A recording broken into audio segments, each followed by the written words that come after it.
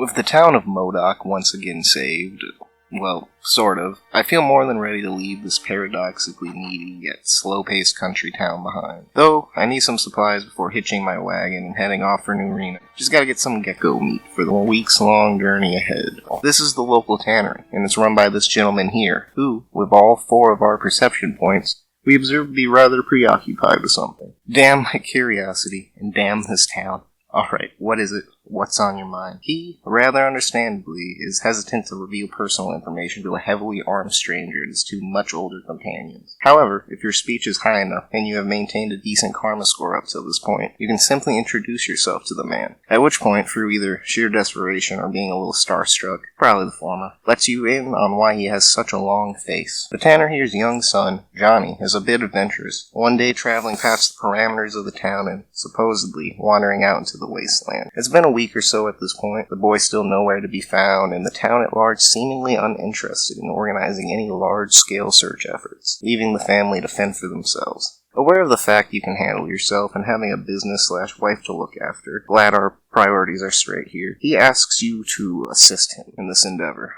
I'd offer to buy him a new son while in New Reno, but I have no intention of ever coming back here ever again upon my departure, so we might as well just get this over with. Okay, we will help. Before leaving, he asks us to take his family dog, Laddie, Laddie, along on the search and sends us off to find his boy. Immediately upon exiting the business, our canine guide beelines for a freshwater well, placed in the town square and sitting right outside the family's business. Not finding the subtext of this situation at all familiar and ignoring the feeling I've seen this somewhere before, we speak with Laddie, asking him if little Johnny could be anywhere within the immediate area. We even ask if the child could have been abducted by aliens. The dog just looks at me like I'm the stupid one. Finally, taking a hint, we ask Laddie if Johnny could possibly have fallen into this here well and, cracked his noggin or something. Laddie says it's definitely possible, or at least I think he does. I don't know. I'm just going along with this whole sentient dog thing. Figuring it's our best shot, we equip some rope and rappel down the well, finding ourselves in a damp, relatively lifeless cavern. We can immediately observe down here the presence of scattered and possibly child-sized bones. These litter the ground, bleached from their extended time in the elements. Laddie isn't pressed, though. I'm not really either. Johnny wouldn't be a full-fledged skeleton. Not yet, at least. Now, trapped down here by my own companions, and I guess Laddie, I had plenty of time to think about the situation at hand, slowly shoving my supposed helpers out of the way as I pondered where exactly the boy could be. If he did slip off into the wasteland, where exactly could he have gone?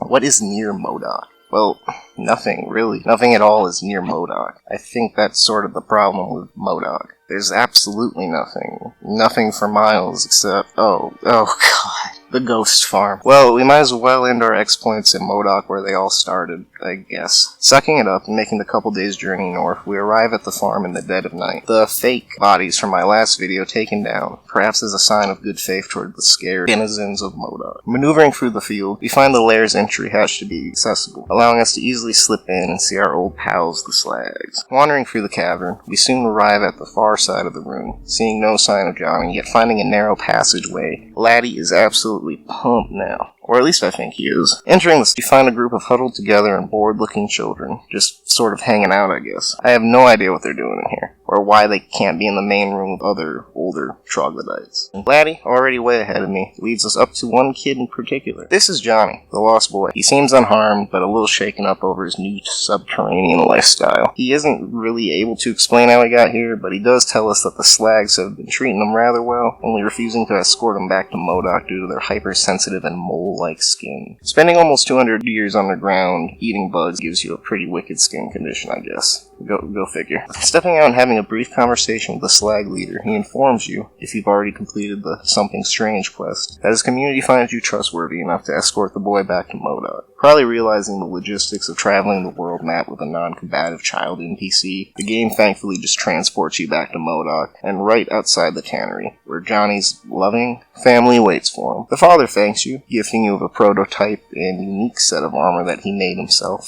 Unfortunately, it's about 2 points lower than my current set, so I'll just put it on in front of him and get a nice rebate on it later. I don't know. And I think that concludes our time here in Modoc. Yep, I'm gonna try my best to miss this place. Don't think I'll be able to pull that off, though. Truthfully, this might have been what I needed. Annoying old people or not. Something to put the world in perspective before we hit the big city. New Reno? Here we come. As you probably noticed, we're making a pit stop here, though. Shouldn't take too long. Oh, this guy's selling beef jerky. I don't know about that. I'm more of a gecko meat guy myself. That's fine. Guess I'll just be heading...